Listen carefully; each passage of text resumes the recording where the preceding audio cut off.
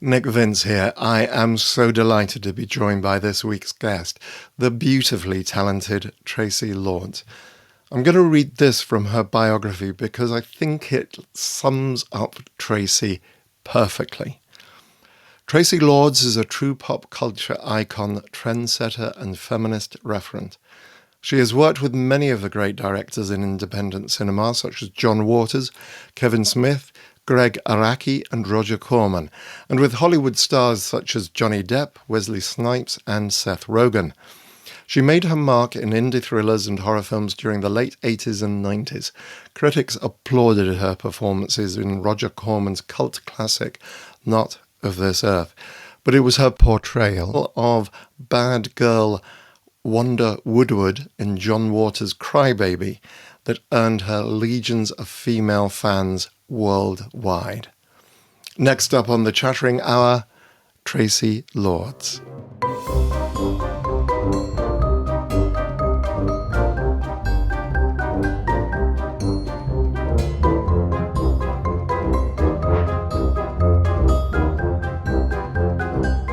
Traci Lords is an actor, singer, clothing designer, New York Times best-selling author. As I say, she really is a true pop culture icon. In the show, I discuss with her some of her films, such as Not of This Earth, Blade, Excision, and a short film for which is getting an awful lot of buzz, A Tale of Two Sisters. Hi, Traci. Hi, Nick. How are you? I'm very well. Fancy seeing you at a place like this. I'm sorry, folks. We've already started with the giggles. So lovely to see you again. It's been at least a couple of years since we hung out together, I think. I was trying to remember the last time I saw you, and I can't remember. Was it in Toronto? No, it'll No? been somewhere in the States. It was somewhere in the States, but Well, then it must have been like somewhere New Yorkish, outside of New York.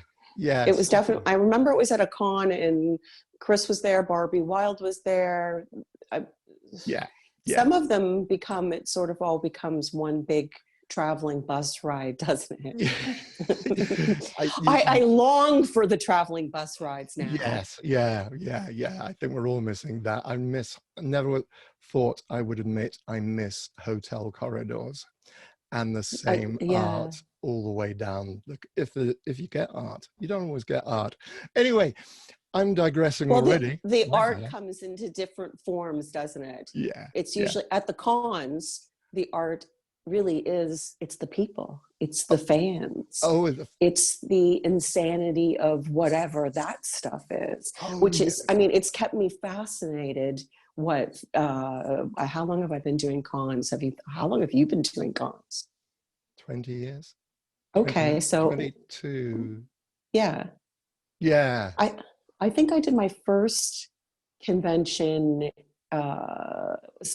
right around the time I was doing my sci-fi show, First Wave, which was a series that Francis Ford Coppola was producing up in Canada. Right. And I remember that was right around the time, I believe. And so that must have been, I want to say around 2000, 2001. And I didn't do a lot of them. But I did, that was my first sort of adventure, if you will. And it's always an adventure into like fans and these big Comic-Cons, and that's where I met you. So all these many years later, here we are, and congratulations on the show. I'm so happy to be here. Thank you. You know, to this day, Hellraiser is still one of the films that scares me the most, like hands down. So it's kind of I'm glad it's daylight that we're having this conversation. And I've hidden all the stuff that's normally behind me for all the things I've been. Speaking of fan art, but that leads us nicely into my first question, which is: are you a genre fan? Do you like horror movies? I'm fascinated with them. I watch them at certain times during the day. I am a huge horror film because I think it comes along with the territory, if you will. Over the years, I've become more and more of a horror film. I wonder, would you call would you call, well, yeah, of course you would. Psycho, I would call it a classic horror film. Yeah. Would you agree with that? Yeah, absolutely. I think people will argue, oh, because, well, there's no supernatural element, but I think there's plenty of gore. It's got the shock value. It's got the edge of your seat stuff. Yeah. So to me, that's horror, and it's a broad church. I mean, Chris and I, when we were talking, this is Chris Rome, our producer, when we were talking about this, we said, okay, this is horror, this is suspense, this is thrillers. We can't, you know, because that's a broader church, and I think it covers the similar experience of, oh, I'm not sure if I could look, but I've got to look. That kind of experience of watching it. Yeah, otherwise known as sheer terror. Is that what you're saying? Yeah. Oh, yeah. No, absolutely. But, and that is you in Hellraiser. Sheer terror. Why, thank you. Well, thank you. Yeah, I've learned how to respond to this question, this statement and this compliment over the years. Well, thank you. I'm glad we scared you. That's what we were trying. We wanted to intrigue and scare and interest. Excite. Yeah, absolutely. We were talking about, you know, acting. Now, one of the, doing my research, and you studied at the Lee Strasberg School, is that right? Yeah, way back in the day, in 1980, I believe it was 1987. And it was Strasberg Theater Institute here in Los Angeles, not in New York. I would have loved to have been in New York, but I was in LA then. And that was a tremendous experience for me because I had no idea at all what I was doing. And there were some amazing teachers there and students. And it was, I would say, possibly the most terrifying experience I've ever had because it was just really like being submerged fully with some really wonderful actors, and it was intimidating, but it was amazing. And then it was absolutely hilarious because right when I graduated from Strasberg, I landed my first leading role in a sci-fi film, and Roger Corman was doing the remake of the classic Not of This Earth, and Jim Wynorski was directing and producing it, and he brought me in, and that was like my first audition. Well, no, actually there was something right before then, but that was my first big lead in the film that I auditioned for. And what I'm getting at is all of this method acting and, you know, this very serious course that I had taken from my studies at Strasberg. I had to basically throw out the window, and I realized that, you know, Strasberg really taught me how to prepare as an actor because I had no idea how to do that, how to really break down a script and how to do all of those things. But then, you know, the method and acting and all of that is, I had to really throw that away because it was hard to take that serious and put it on a set where I had a man in sunglasses chasing me around Griffith Park, and I was supposed to believe that he was an alien. So it was it was a strange time in my life because I wanted very much to take acting seriously, but part of it I realized was throwing that away now. It was there. So I had the tools to maybe emotionally get to where I needed to get in a scene. I knew how to break down a script, so it taught me a lot. It was really valuable in my time there. But it also taught me that with acting, you do your work and then you have to throw it all away and you have to be spontaneous and you have to be present. And that was the hardest thing for me.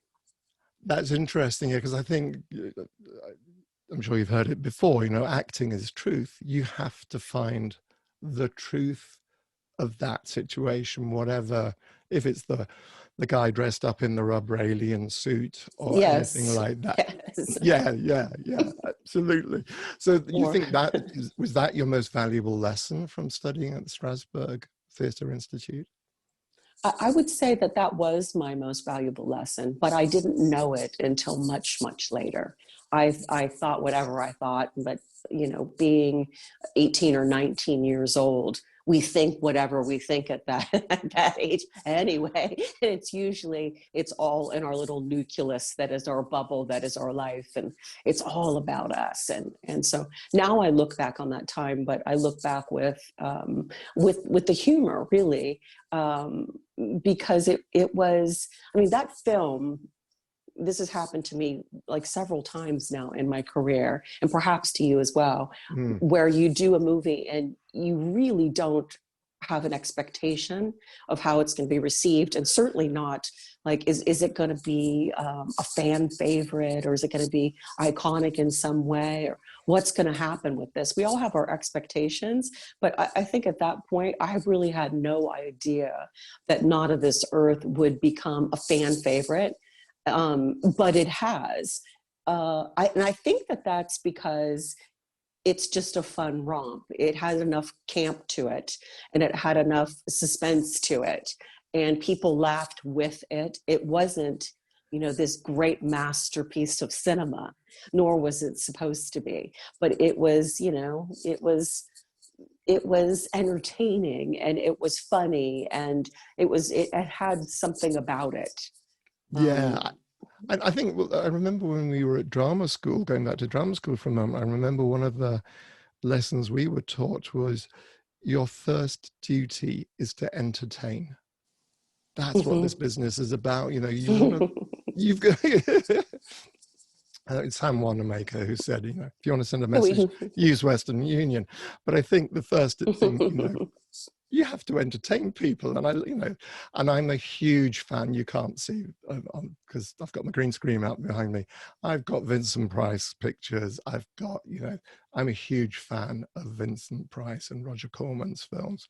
So yeah. Now, have you ever worked for Roger? No. I very quick aside, folks. I apologize for this.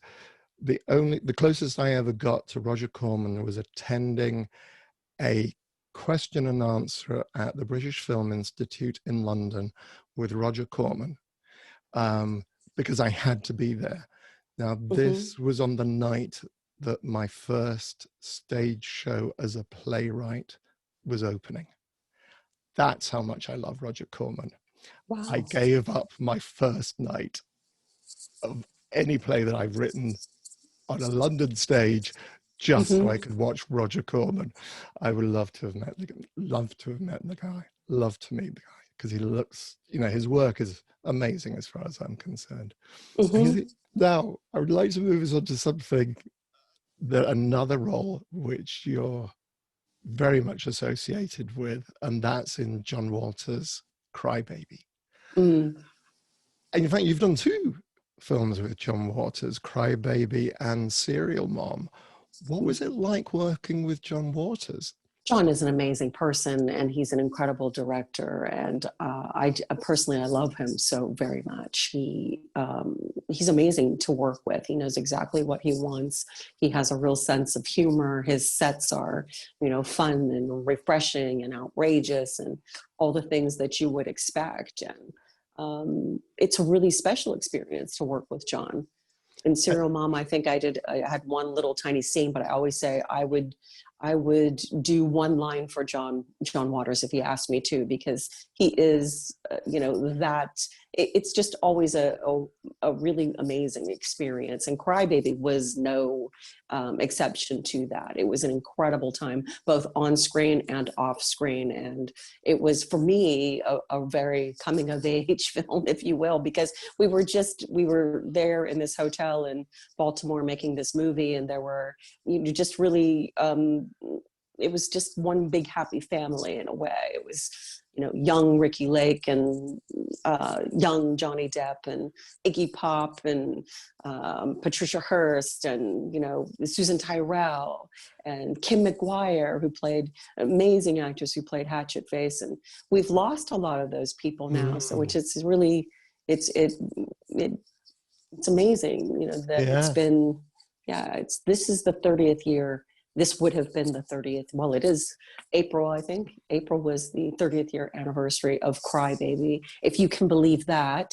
So, this was supposed to be the big year where we were doing, the get together and the reunited cast and at the different cons and the photo ops and the things, and the fans were really excited. And that's really, for me, one of the heartbreaking things of the pandemic, that didn't happen. So many people are disappointed. I'm sure you've had those experiences as well. Yeah, no, absolutely. But what I take great comfort from the fact that the Tokyo Olympics although it's taking place next year, is still officially Tokyo 2020.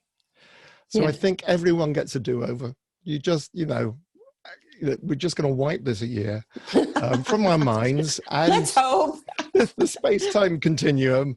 And next year it's all going to be, and we get to take another year off our age, as far as I'm concerned, personally. I think that's awesome. I think maybe 10. And would be good, because this pandemic has been rough. This is rough. Just suddenly reminded me, very briefly, my best friend at Holly at drama school, she said, always added 10 years to her age. Always added 10 years, because everyone always used to say how good she looked for her age. Yeah, makes perfect sense. So now, something else that you did, and I'd not seen this before until I was researching this show, was you were in a Tales from the Crypt, and your performance just oozed the frustration of that housewife. Which do you prefer? Do you prefer TV acting or film acting? What do you think about that? Is there a dichotomy? I don't know that there's much of a difference. I think more than anything, the difference is really the budget. If you're talking about a huge Hollywood film, that's a different experience than in other words, the one thing that I always loved about television, like we're talking about in the early 90s, mid 90s, is that the pace of it was wonderful. Plus, I think that for me, television was a fabulous way to really hone your craft, because you're just going through, the rigor of new scripts, constant dialogue changes every single day, and you're working on the same character for 9 months or something if you're on a series, which was my experience on Profiler, on First Wave, where you get to a place where, from doing it so much, that you get such confidence, and you really just, well, there's no other way to say it. You just get really sharp with what you're doing, which is amazing. So I think television in that way, served me so well, but the business has changed so much in the last few years. So what I'm getting at is, if you're doing a tiny independent film, which it seems like there are a lot of those these days, well, not many right now, but if you're doing that, the pace is much different. If you're doing some extravagant, like big budgeted Hollywood film, or you could say the same about television, it's just a different world. I think more than anything, it's what is the project. It's not so much, are you a television actor or are you a film actor? I don't think that exists anymore. Right. Interesting, very interesting. And speaking of television, something else you did in 1993 was the Tommyknockers. I did, yeah. What was that like? What was that filming like? Because you were in New Zealand, yes? Yeah, well, first of all, I'm a huge Stephen King fan. Right. I love, I've read like all of his books, and I love Stephen King. And then when they were doing the Tommyknockers, I remember being really surprised when I got the script, because it was so much different than the book, which happens a lot, but absolutely thrilled that Nancy Voss was the character I auditioned for, that she was, she had a different spin in the miniseries. And they were shooting it in New Zealand for a variety of reasons, I believe because it was the time of the year and the weather and like all of that. And I fell in love with New Zealand. I just think it was amazing. I really loved it. And I loved working with Jimmy Smits, and Mark Helgenberger was in that one. And there were some incredible people, and Cliff DeYoung played my postal sort of coworker lover in it. And it was a kick. It was a lot of fun. What you said it was a lot of fun. What is the most fun part of playing the really bad girl? Well, I think with playing villains, or bad girls, as you would say, or monsters, or as I call them, extraordinary creatures of something, you have a lot of leeway to do things that you would never, ever, they wouldn't be happening in polite society. And so that is pretty fabulous. whether you're a superhero or during my time on First Wave, the sci-fi series that I referenced earlier, my character, Jordan Radcliffe, I played the leader of an underground army. So I was one part Linda Hamilton, like trained, like full on, but I also became possessed in the series by the alien Antichrist, Mavis. And that was amazing. Look at you, what? Yeah.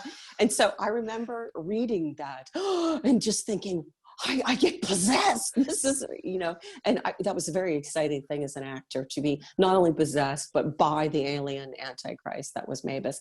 And so in it, I got to do like that fabulous, you just kind of have these fantasies as an actor to be able to turn on a dime. And, my character Jordan was running and trying to take down the bad guys and looking for Mavis. They didn't know what it was yet. And then I got caught, and my leading, my cohort, my leading man in it, he thought that, are you okay, Jordan? And I'm okay. And then I turn toward the camera, and you see that the lights have changed to the eyes, and Mavis is now inside of her. And so he did it so subtly. Then Mavis just wreaks all kind of hell on everyone. But just that one moment, and she slowly just wheels him into her web. It was pretty fun. It was great. So I got to scale buildings. I got to fight the bad guys. I always won. There were many times when I almost was killed, but of course I was the lead, so I never got to die, never had to die. And then I became the alien. It was, all in a day's work. It was amazing. It sounds like a fun, yeah. Yeah. It sounds like just a fun day's work. Speaking of, Nick, it's all been fun. It's when I think about acting, and I think about the gift, whether it's, you're gifted because you're a painter, or you're an artist, or you're a singer, or, you're just anywhere in your life. When I think about the gift, I think the gift that being an artist, being an actor has given me is just these experiences that are so tremendous, whether it's the experience of being at somewhere like a Comic-Con, where that's really a gift, where you get to see these people excited about your work. And that's what we want. I mean, I think that's exactly why we do what we do. So just, the art and where it has taken us, it's just this, from the places I've gotten to travel in the world to the things that I've gotten to do. And quite frankly, to the places I've gotten to disappear into myself in have been amazing. Yes, that is very true. I guess, I mean, I don't want to put words into your mouth. I think I've heard that actors being not accused of, but people have posited the idea that it's a way of having therapy. It is a very therapeutic exercise to be able or schism or exorcism. It's therapy or narcissism. One of the two. Yeah, sure. But to be honest, to be fair, I think the better analogy is that we're kids. We love to play. Did you love playing make-believe as a kid? I remember playing make-believe as a kid. I don't know. Do you know? Oh, okay. Something. Okay. It wasn't, I don't remember being the kind of kid that had like my dolls and dressed them up and did stuff. And, we were always the fantasy. I think, mine has maybe a more sinister twist to it, in that my young life was, it wasn't the most peaceful existence. I had really troubled, childhood. And, maybe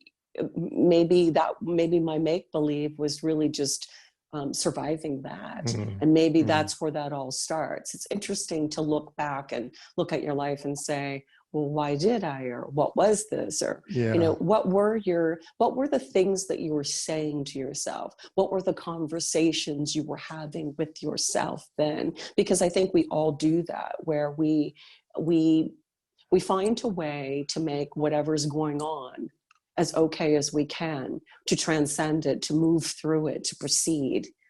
Right. I don't know, I guess my make-believe was that. Yeah. Make it okay. Yeah, no, absolutely. No, thank you very much for sharing that with me. I think that's a really important thing for people to hear. Okay, so moving on to something else, we're talking about monsters and playing monsters and enjoyable playing monsters.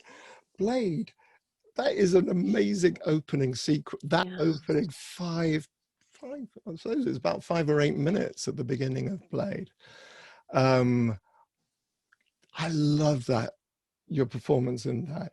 Do you think they could have done more with your character in the film? Well, originally I had auditioned for the lead in Blade, and they knew Boucher Wright got that role, and I think she's fantastic at it. But they wanted to go a different way. I mean, obviously they chose. She had a completely different presence and everything else, and Stephen Norrington, the director, had the film was basically cast at that point. And Boucher, and I can't remember, there were a couple, I think there were like 4 of us that were down to the final, queue for that. Right. And then I was asked, there's the role, it's the opening of the film. And will you play Raquel? And, I hadn't even really thought about that. And, I read about, that she disintegrates basically. And I thought, if you're going to die, disintegrating is a really good way to do it. And it was really Stephen Norrington, the director, that I just thought his vision of that film was amazing. And I think that that's my favorite Blade, not just because I'm in it, just because it has a pace and an energy, unlike any of the rest of the series, I think. And my opinion of it is that he directed with headphones on and music. He listened to techno music the entire time. He had a whole playlist. So he would see his actors and then you would see him and he would just going. And I'm telling you, the way that he cut it and what he did and it was a beast of its own, that film. And he was incredible. I would love to work with him again. He was really amazing. And that opening, I think, is one of the best openings in a film that I've seen. To this day, I'm like, wow, just the whole thing of taking him, and the location was incredible. It was freezing cold. It was a meat house. The vegetarian and meat just is totally repelled. But right. So I'm playing this beast in there, and I lure him in, and the freedom, and it's freezing, and all of this is going on, and then the rave goes off, and it went on for days and days and days and days. I often say that you're in trouble as an actor if you show up on set and your trailer has been covered in plastic, like it's a crime scene, okay? And what's going on? What's this all for? And it was because the scene took so long to do. There were so many pieces that they had built almost like a hallway, it looked like, where when you showed up in the morning, you would put on your costume and you would have to walk through this tunnel, like a little hallway that they had built. And there were spritzers, like sprinklers, and it would douse you in the fake blood. That's how they did it, because there's so many of us. It was like all of the extras, all of the people, and you would walk the hall. And they would spit you out literally on the other end, and you would just be covered in this. My skin was pink. It was 100 degrees. We filmed way deep in the valley, and I would drive home 2 or 3 o'clock in the morning, and I would think, what would happen if I got pulled over by the police, and how would I explain what looked like blood under my fingernails and pink skin from the syrup it was just, it was incredible. Yeah. So yeah. Raquel, her life was short, but she made an impact. Yeah, no, she really did. Yeah, I can't. You really just to open that film so beautifully. Brilliant, absolutely great. So now, then after it, Nick, I was up in Canada. That's when I did First Wave, and I got the second script for Blade, and I was to play my twin sister, Raquel's twin sister. And so I would have been the lead in the second one. The film, the first draft came, And then it was like this big, how are we going to, and then it just all went away. And I don't know if Stephen was involved in the second or not, or what happened, but the script was written. The script was never made.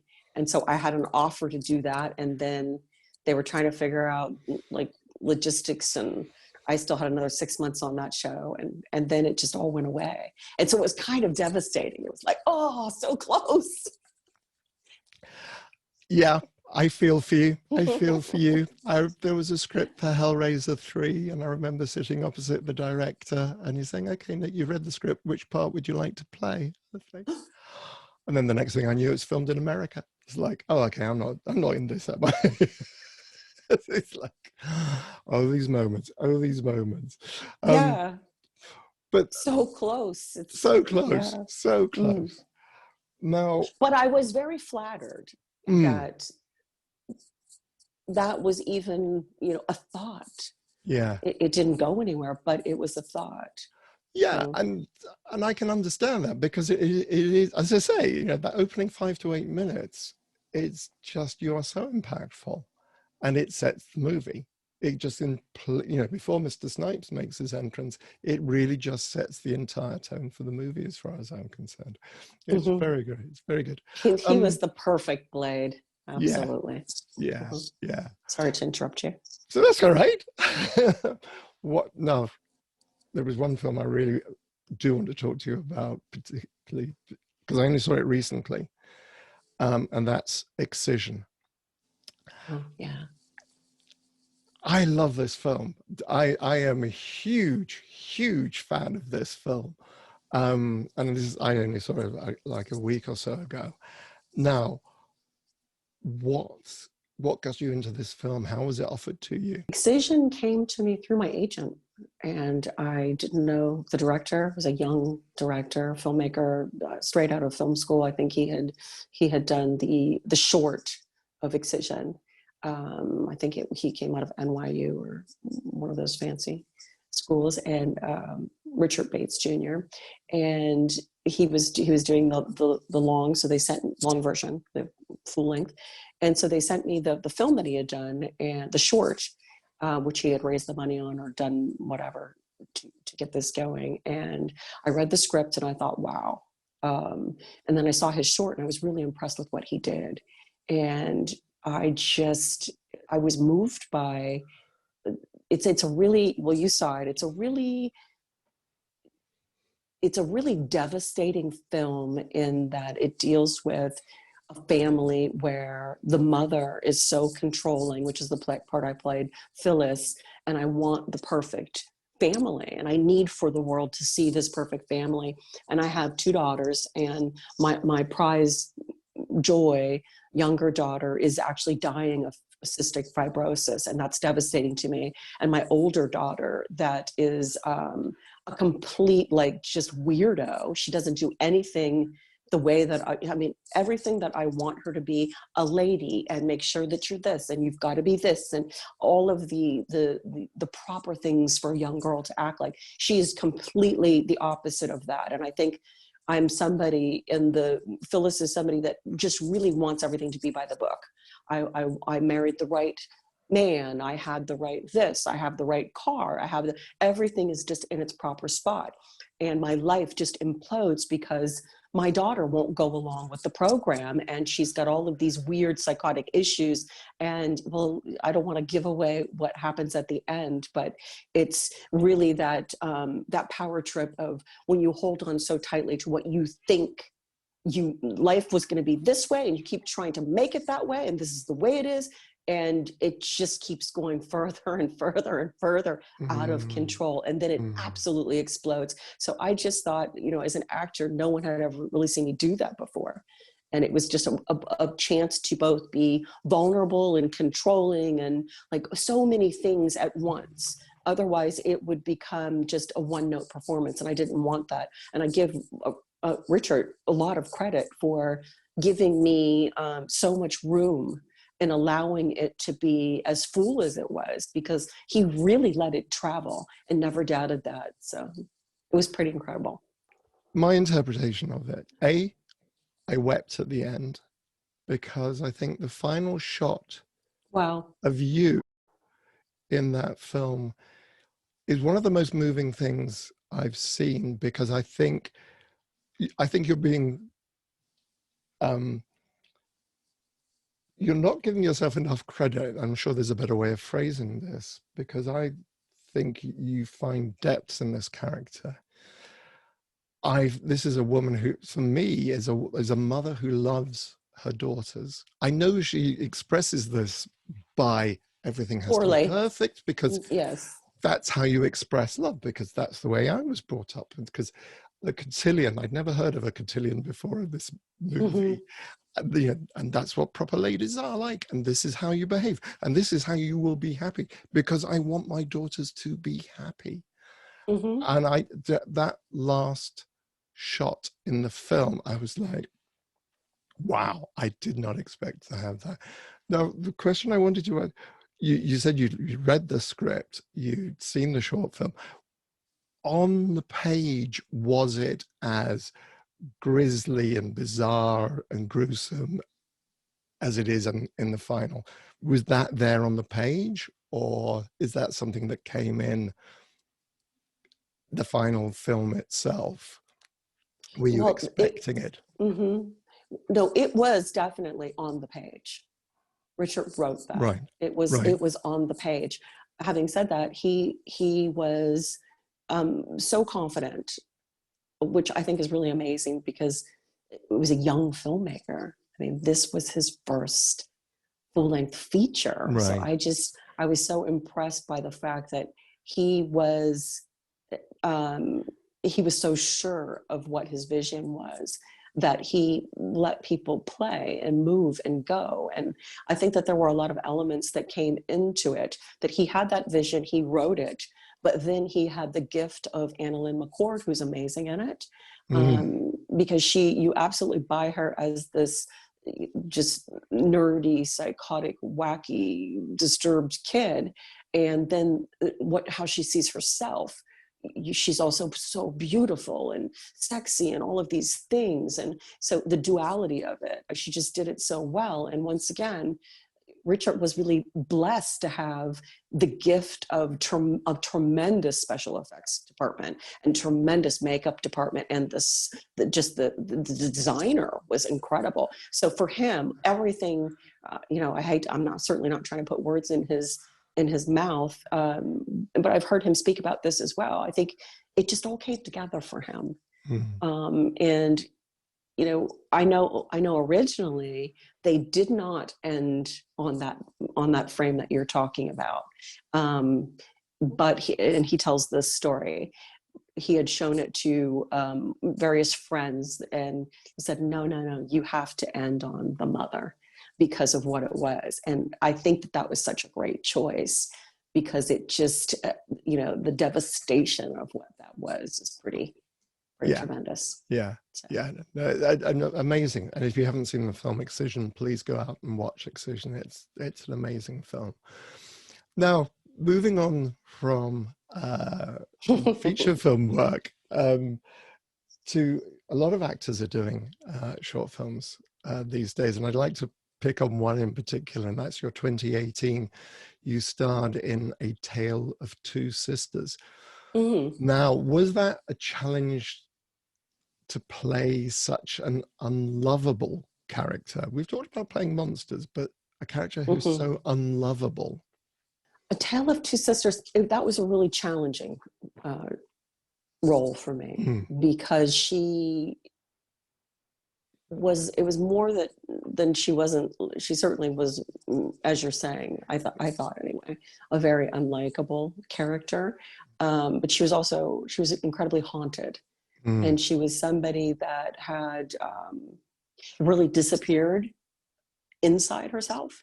And I think that it was a really uncomfortable place for me to be as an actor. So it was one of those performances where I felt like I would show up on set and I would start crying at the beginning of the day, and I'd still be crying at the end of the day. And so it was like, all of that was me. That's where she was emotionally. The hard part about doing, this as a short, that would have been different if it had actually been a full-length film, is there was no beginning, middle, or end. It was you catch the characters right. It's all going down. It's all happening. And our director Chris Rowe, he wanted it very specifically. He had something in his mind that he wanted, and he went to great lengths to make sure that it was authentically period, and the house had to be exactly right, and he wanted a certain color, and he wanted a certain, he was just very specific with all the details in the short. And so that was amazing, because as an actor, I knew exactly, once again, that's the best thing that anyone can give you, is that you know exactly what they want. Because I feel a lot, maybe you feel like this, Nick, where you're trying to figure out what they're trying to tell you. And some directors are better at it than others. And I mean, John Waters, for example, always used to go, like this. And then he was classic. He would never apologize about giving a line reading at all. He would just become that character. All of a sudden he was doing Wanda. Oh, okay, I know what you want now. Because he wasn't necessarily that great at telling you like actor speak, I call it. He didn't know that. At least with me, that was just how he was. He's very spontaneous that way. Chris does know actor speak, and he knew specifically what he wanted. And it was difficult for me to be that sloppy on film, and that abrasive on film, without, as you're saying, the audience knowing that I really was lovely at one point, but then I didn't get to show any of that. It's just, she's just there, and she's really hard to bear. So. But I think, again, what I like, and I mean, I happen to know that the film's racked up something like 43 total awards. You've won at least 5 or 6 Best Actress awards for your part in this. And I think this is one of the things, I think, because she may not be an unlikable character, but I think you as a person and your skill is, you succeeded as far as I'm concerned. Well, thank you for that. And I think that Chris succeeded beautifully. Some of the shots in the cinematography in Tale of Two Sisters, it very much reminds me of some of the Hitchcock stuff. We were talking about Psycho earlier. Like when she falls and the blood's going down the drain in the bathtub. So it's just got, and I think about the staircase, the spiral staircase, and the big fall, and just like it really is so reminiscent of old noir Hollywood films. And that was amazing, because I'd never gotten to play that before. So once again, something that was completely different. Yeah. Sorry, I keep losing my microphone. My hair. Personally, not a problem I ever have to deal with. And I'm jealous. I'm very frankly jealous. So one of the things we're coming towards the end of our time together. There's a couple of things I wanted to ask you about. You've got something that's due to start next year, and there's a project called The Farm. Can you tell our viewers and listeners a little bit about Belle Gunness? Because she was really a horrible human being. Well, Belle, I auditioned for the role of Belle in quarantine, right at the beginning of quarantine. And we were supposed to be filming, I believe it was in June, late April, was it May or June? There's a few months back.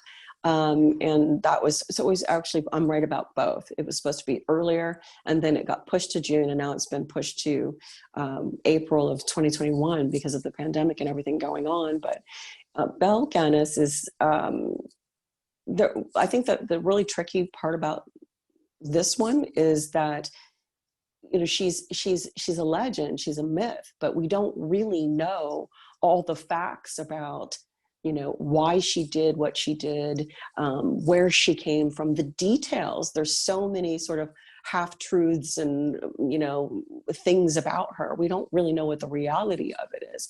So in speaking to the director about this, the script is just, it's very, very strong. They've done a lot of research, and they have their position on it.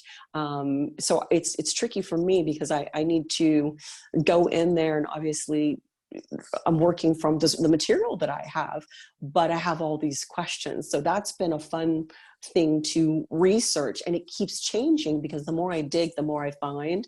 And she's a bit of a, you know, a legend in a way. No one really knows what happened to her or why. So some of the stories I've had a lot of fun talking to, or just sort of interesting conversations, let's put it that way, with the director Tom Logan, because some of the stories that she started in, her parents, her family owned a circus, and she was in this traveling circus. You have to remember this was set in like 1910, 1912, and she was a young girl, and she was a tightrope walker, and she was terrible at it. She had really big feet, and she was clumsy, and she was a large woman. She was like very, very tall and not a dainty little thing. She was like 6'1", 200 pounds. She was a big presence. And so if you can imagine, even as a girl, she was extremely lanky and tall, and she was terrible at this. And her father, you know, accused her of ruining the shows, and people would demand their money back because she was terrible and she would fall. And then, so the stories go, he would beat her, and legend has it that he was her first victim. So Belle, you know, killed men, and the father is said to have been the first victim of Belle. So maybe this sort of sets up why her psyche, why she, you know, I'm always looking for, you know, why did they do what they did? It's like being an investigator. What made this character this way? What happened to her? And her childhood was pretty sad. Word. And so I'm going to hang on to that. That's why. And so when I first read the script, I said to my husband, I said, I don't know. I can't, I mean, because some of it's really gruesome. And I said, I don't know if he said, well, you don't have to, just turn it down if you're not comfortable. And then about 3 days later, I had said to Chris Rowe, our manager, I'm not ready to audition for this. I can't find this role in myself. I don't know what to do with this. And I feel like I'm judging the character, like all of those things. And then about 3 days later, I go to Jeff and my husband, and I say, I think I understand why she does. And he goes, oh no. Oh no. But anyway, so Belle would put these, like, what did they call them back in the day? 1910, like looking for love. What would they call them, Nick? Like what? Ads. Oh, ads, like, Lonely Hearts. Lonely Hearts, thank you. Yeah. So she would write Lonely Heart letters and say, like, comely widow looking for wealthy suitor to combine fortunes. And that's how these men they all fell in love with her. And she would lure them to her farm, and they would, you know, have these long relationships via pen pals. And they would finally come to see her, and she would ask them to get insurance before they came, to just protect their interests or whatever. And they were supposed to have this courtship and be married, and they would come to visit her in Indiana on her farm where she actually lived, and they would just end up missing. And so over the years this happened, and you know, the film climaxes, and you see that all the bodies that were buried different places on the farm, and she did some really horrible things. She did. And she would take the money, and it was, she was very wealthy, and she was very tortured, and she like had a lot of issues, let's put it that way. Right. Not sure I'm going to want to watch this one. It's not worse than Hellraiser.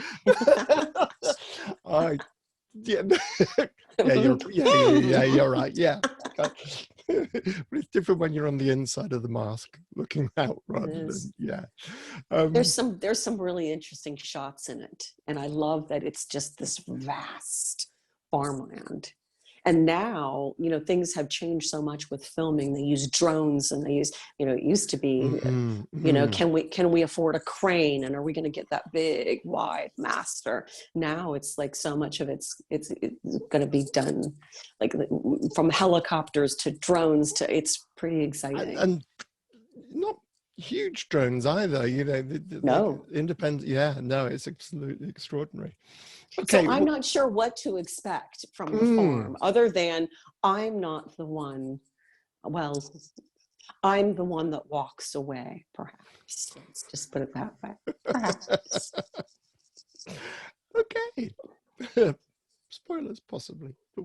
about that. Right, I'm just going to end the show with something I like to refer to as the luggage in the crypt. So I just like this to end with what? Beg your pardon. Okay, so you're packing for your afterlife, and okay, what would you like to take? What film would you like to take with you? I'm packing for my afterlife. I don't know. If I think about packing for my afterlife, I would think that the first thing that I would hope that I could take with me is peace of mind and my sense of humor. It was actually like one were granted some things from the world as we know it.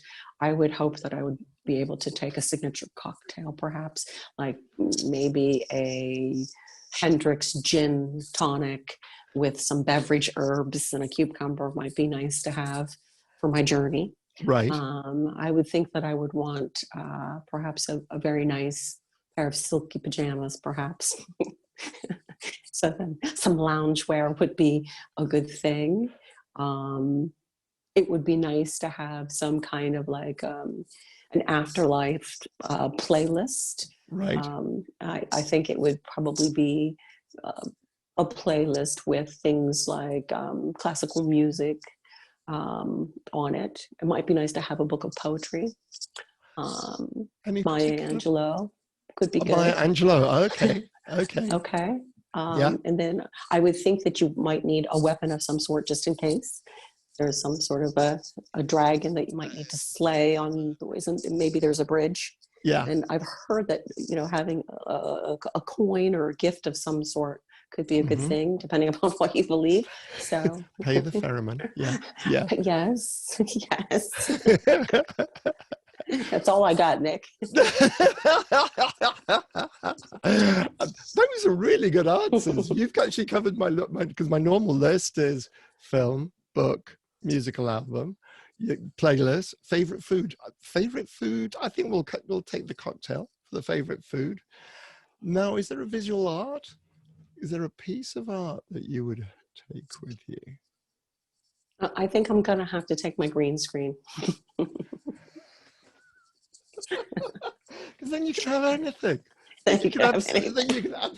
That's the perfect answer. I like that answer a lot. That's a brilliant answer. Traci, thank you so much. Thank you so much for spending your time with me today. Thank you so much for having me. It's lovely to see you. Wow, that was so much fun. Is Traci Lords not incredible? Next week on The Chattering Hour, I'm joined by New York Times best-selling author Daniel Kraus to discuss his recent collaboration with George A. Romero, The Living Dead, and his other works, including Troll Hunters and The Shape of Water. Join me then, and in the meantime, stay safe and well.